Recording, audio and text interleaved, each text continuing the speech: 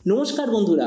তো মোটরোলা তরফ থেকে একটা দারুণ স্মার্টফোন অবভিয়াসলি সর্বপ্রথম চায়নাতে, তারপর এটা ইন্ডিয়া বাংলাদেশ এইসব জায়গায় লঞ্চ হবে। মানে চায়নার ভেরিয়েন্টটা অলরেডি লঞ্চ হয়ে গেছে, ইন্ডিয়া বাংলাদেশ এখানে লঞ্চ হওয়া বাকি। ফোনটার নাম হলো মোটরোলা GT55G। তো এই জন্য এই ভিডিওতে আমরা ডিসকাস করবো এই যে মোটরোলা GT5 আসতে চলেছে, এটার পুরো ডিজাইন, স্পেসিফিকেশন আর প্রাইস, আর যে দামে এটা লঞ্চ হবে তো সেই দামে সবচেয়ে ভালো ডিভাইস হবে কি হবে না, এই ভিডিওতে আমরা এটা সম্বন্ধে আলোচনা করব। তো চলো শুরু করছি ভিডিওটা কোনো সময় নষ্ট না করে। আপনি যদি গ্যাজেটল বাংলা চ্যানেলে প্রথমবার আসেন আর এরকম বাংলা টেক ভিডিও ডেইলি দেখতে চান, তাহলে গ্যাজেটল বাংলা চ্যানেল সাবস্ক্রাইব অবশ্যই করে নেবেন। তো প্রথমত আলোচনা করবো এই স্মার্টফোনটার ডিজাইন সম্বন্ধে। তো যেমন আপনি দেখতে পাচ্ছেন এই যে মোটরোলা GT5 পেছন দিকতে দেখতে হবে এক্স্যাক্টলি এরকম।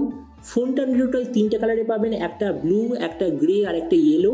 এর পেছন দিকের মেটেরিয়ালটা হলো প্লাস্টিক অথবা লেদারের ব্যাক কভার। মানে কিছু ভেরিয়েন্টে আপনি পাবেন লেদার, কিছু ভেরিয়েন্টে আপনি পাবেন প্লাস্টিকের ব্যাক কভার, আর সাইডে আছে প্লাস্টিকের ফ্রেম। এর থিকনেস হলো 7.6 মিলিমিটার আর ওয়েট 171 গ্রাম। ডিসপ্লের দিক থেকে এতে আপনি পাবেন 6.7 inch full HD plus 120 hertz 10 bit curved OLED display. তার সঙ্গে 240 হার্জের টাচ স্যাম্পলিং রেট। কত হার্জের পিটার ডিমিং রেট আছে কোনো প্রপার ইনফরমেশন নেই। 1600 নিটসের brightness, 20:9 aspect ratio, 94% screen to body ratio. Display certification আপনি পাবেন HDR 10% সার্টিফিকেশন, আর তার সঙ্গে পান্ডা গ্লাসের ডিসপ্লে প্রোটেকশন। তার মানে সোজা কথা বলতে গেলে প্রাইস পয়েন্ট হিসেবে এই যে ডিসপ্লেটা সত্যিই খুব ভালো। প্রসেসরের দিক থেকে এতে আপনি পাবেন স্ন্যাপড্রাগন 6S Gen 3 প্রসেসর, যেটা রিসেন্টলি লঞ্চ হয়েছে, মানে একটা সম্পূর্ণ নতুন প্রসেসর।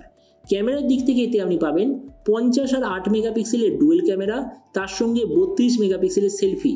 এই যে রিয়ার ক্যামেরা ওটা হলো সোনি IMX882 সেন্সার, যার সঙ্গে আছে OIS এর অপশান। এই যে ফোনটা আপনি টোটাল তিনটে ভেরিয়েন্টে দেখতে পাবেন, 8/128GB, 12/256GB আর 12/512GB। র্যামের কোয়ালিটিটা হলো LPDDR4X, মেমোরিতে আছে UFS 2.2, যেটার সঙ্গে হাইব্রিড কাস্টটের অপশান।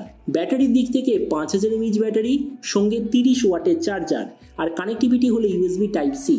তো এবার এই স্মার্টফোনের বাকি কিছু ফিচার বলতে গেলে এতে আপনি পাবেন Android 14 out of the box, কোনো ধরনের 3.5mm জ্যাক নেই, ডুয়েল স্পিকার, যার সঙ্গে আছে ডলবি অ্যাটমসের certification, under display fingerprint sensor, আর IP64 এর ওয়াটার অ্যান্ড ডাস্ট প্রোটেকশন।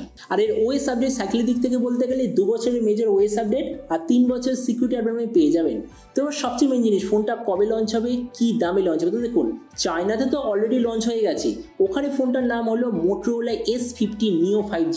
আর বলেছে যে এই স্মার্টফোনটা ইন্ডিয়া বাংলাদেশ যেখানে লঞ্চ হওয়ার কথা জুলাইয়ের একদম লাস্ট উইকে। আর এটা আমি যদি প্রাইস সম্বন্ধে বলি, তো দেখুন আমি এটা শুনেছি লাস্ট বছর যে মোটরোলা G84 যে লঞ্চ হয়েছিল, যে দামে এসেছিল এটারও প্রাইস হবে এক্স্যাক্টলি সেম। তো আমার যতদূর মনে হচ্ছে আগের বছরে G84 মার্কেটে লঞ্চ হয়েছিল ওই 17,000 টাকার আশেপাশে। তার মানে আমরা বলতে পারি যে এই স্মার্টফোনটা হয়তো লঞ্চ হবে 18,000-এর আশেপাশের বেস ভেরিয়েন্টের জন্য, আর এর হাইয়েস্ট ভেরিয়েন্টের প্রাইস হওয়ার কথা 12/256GB। তো এবার সব ভিডিও থেকে আপনাকে জানাবো এই যে স্মার্টফোনে যে আসতে চলেছে এটা কি প্রাইস পয়েন্টের মধ্যে সবচেয়ে ভালো, নাকি এর চেয়ে বেটার অন্য কোনো স্মার্টফোন অ্যাভেলেবল আছে। তো দেখুন, আমরা যদি এই মুহূর্তে 18-20,000 টাকার মধ্যে দেখি, তো আমি বলবো সবচেয়ে ভালো অলরাউন্ড স্মার্টফোন হলো iQOO Z9 5G। ওটা আমি নিজে কয়েক মাস আগে রিভিউ করেছিলাম। তো আমরা যদি iQOO Z9 5Gর সঙ্গে কম্পেয়ার করি, প্রথমত ডিসপ্লে এই দিক থেকে আমি বলবো মোটরোলা বেটার। কেননা দেখুন, iQOOতে কি আছে 8 বিট প্যানেল ফ্ল্যাট ডিসপ্লে, মোটরোলাতে কি আছে কার্ভ ডিসপ্লে 10 বিট প্যানেল। তারপরে ডিসপ্লের দিক থেকে মোটরোলা বেটার। প্রসেসর, এবার আমার যে হিন্দি চ্যানেলটা আছে গ্যাজেটল বলে, আপনি কখনো ওটা দেখতে পারেন, ওখানে আমি জেনারেলি প্রসেসর কম্পারিজন ভিডিও বানাই। তো ওখানে আমি একটা ভিডিও বানিয়েছিলাম যে Snapdragon 6S Gen 3 versus Dimensity 7200। ওখানে আমি এইটা দেখিয়েছি দুটো প্রসেসরের মধ্যে প্রচুর ডিফারেন্স আছে। কেননা যে স্ন্যাপড্রাগন 6S Gen 3 ওটা আসলে স্ন্যাপড্রাগন 695 এর একটা রিব্র্যান্ডেড ভার্সন, আর Dimensity 7200 তো আপনি বুঝতেই পারছেন কতটা বেশি পাওয়ারফুল। তো এই জন্য প্রসেসরের দিক থেকে iQOO হবে নো ডাউট বেটার। ক্যামেরা এই দিক থেকে হলো মোটরোলা বেটার। কেননা দেখুন, যদি আমরা ক্যামেরা সেটআপ দেখি তাহলে মোটরোলা বেটার। কেননা মোটরোলাতে আছে 50 আর 8-এর রিয়ার, 32-এর সেলফি। iQOOতে আছে 50 আর 2-এর সেন্সার, 16 সেলফি। আর আপনাকে 8 ইঞ্চ বলে রাখি, রিসেন্ট টাইমে মোটরোলার যা যা স্মার্টফোন লঞ্চ হয়েছে, for example Motorola H50 Pro, Motorola H50 Fusion যেটা আমি নিজে রিভিউ করেছি, এই সব কটা ফোনের কমন জিনিস হলো ক্যামেরাটা অসাধারণ। তো এই জন্য আমি এক্সপেক্ট করছি যে এই যে G85 হয়তো এরও ক্যামেরাটা প্রাইস পয়েন্টের মধ্যে হবে সবচেয়ে ভালো, আর আমি অবশ্যই ফোনটা রিভিউ করার চেষ্টা করব। তাছাড়া ভেরিয়েন্টের দিক থেকে এবার দেখুন, iQOOতে 20,000 টাকার মধ্যে আপনি 12/256GB দেখতে পাবেন না, কিন্তু বলা হচ্ছে যে অফার নিয়ে মোটরোলাটা 20,000 টাকায় আপনি দেখতে পাবেন 12/256 GB। তার মানে ভেরিয়েন্টের দিক থেকে মোটো বেটার। ব্যাটারি আর চার্জারের দিক থেকে আমি বলবো দুটো প্রায় same.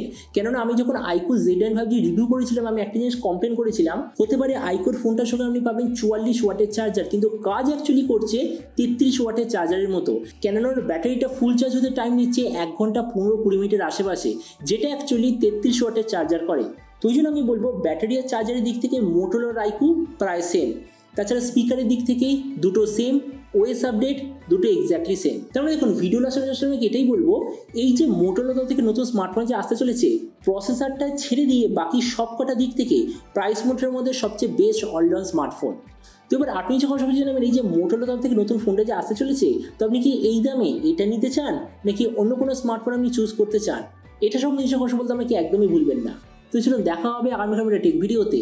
Till then stay tuned and always remember, think positive, be positive. Thank you.